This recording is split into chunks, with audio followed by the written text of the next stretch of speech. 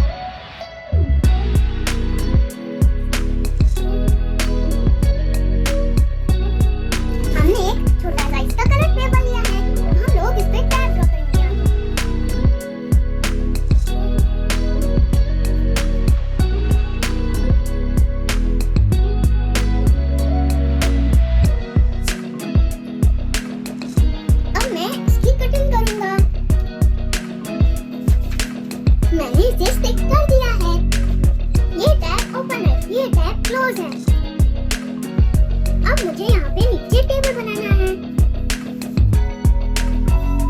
मैंने table draw कर लिया है और मैं इस पे नंबर्स लिखूंगा।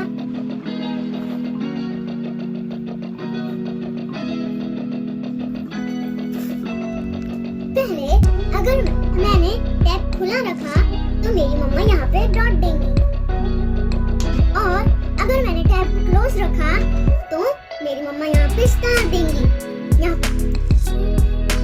अब हम लोग नेक्स्ट पेज पे 2 ग्लासेस स्टिक करेंगे। मैंने इसे कट कर दिया है। ये ग्लास में पानी है और ये ग्लास में पानी पूरा पी लिया है। अगर मैंने ग्लास में पानी फिनिश नहीं किया तो मेरी मम्मा यहाँ पे डॉट देंगी। अगर मैंने ग्लास में पूरा पानी फिनिश कर दिया तो मेरी मम्मा यहाँ पे स्टार देंगी। Save water activity is completed.